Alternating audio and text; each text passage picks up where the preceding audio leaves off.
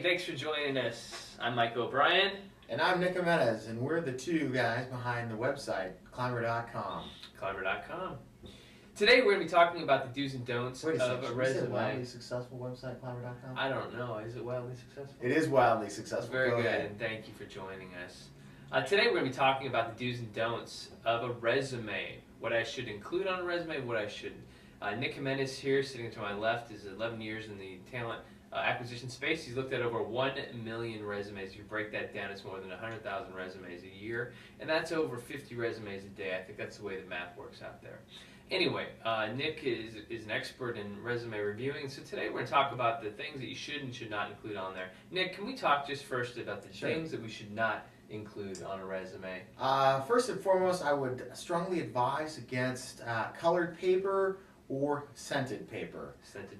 Do not use scented paper, no. Is this an allergen issue? What's going on with No, this? no. Actually, we're not on Legally Blonde, which, by the way, is a great movie by Reese Witherspoon. And Reese is definitely a cutie. She is, indeed. But you need to treat your resume like a professional business document, and as such, colored paper, crazy paper, completely out of the question. Do not do it. Talk a little bit about the fonts. I mean, people in today's day and age, there's fonts for everything.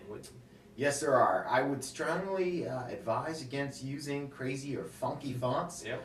I would leave the Comic Sans font for your evites, your personal invitations. No web dings on there, no smiley faces? No smiley faces, no tickles or pokes, those kinds of things.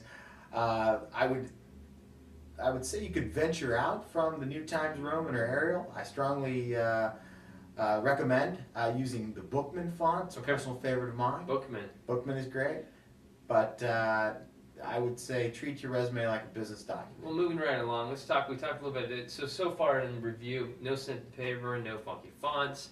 What's the number one? This thing seems so obvious to me, this number one, and why don't you just jump right in and talk about it? Don't lie. Don't lie. Do not lie on your resume. Don't do it. It's going to be tempting. People are going to How about exaggerating? Embellishing. People are going to encourage you to embellish, maybe stretch the truth a little bit.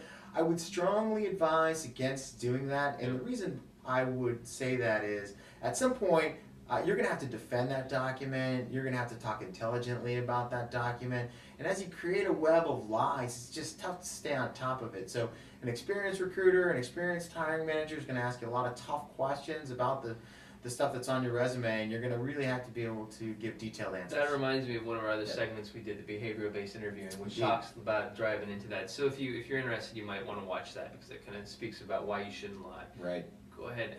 So jumping right all over you, moving into the things I should do. Exactly. When I'm putting in my resume, what should I have on my resume? Well, first and foremost, I would say more is better. Okay. Especially in today's business climate, where the electronic resume is the accepted form of business currency.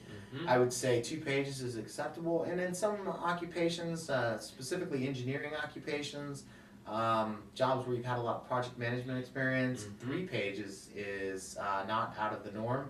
2 pages being a summary of your experience, and the 3rd page an addendum outlining your project experience. But if I'm a freshman coming out of college, 1 page. 1 page. One page. And oh, by the way, nobody cares about the fact that you were the rush chairman or the social chairperson for your fraternity or sorority. That's interesting. The fact you were in an organization, I think, is notable, but that you held offices, nobody cares. Okay, and that's interesting. So, so speaking about nobody cares, that kind of drives into the number 2 thing that you should do. And what is that? What should we be doing here? I would say find a third party or an objective person. Not everyone has access, I understand, to a HR person or to a recruiter or somebody of that nature, but find a third party who's going to shoot you straight, who's going to tell you how it is, who's going to be able to proofread it for you. Not hurt your feelings. Not hurt your feelings, but again, you really want to find someone who's going to be objective. Right. To provide you feedback. And this is a job search. I mean, they're looking for someone who's perfect for the organization or would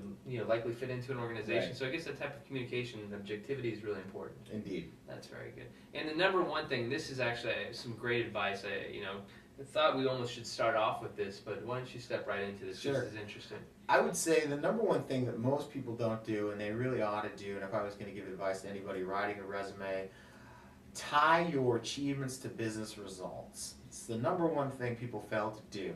If something's going to go down on your resume, think about how it impacted the business.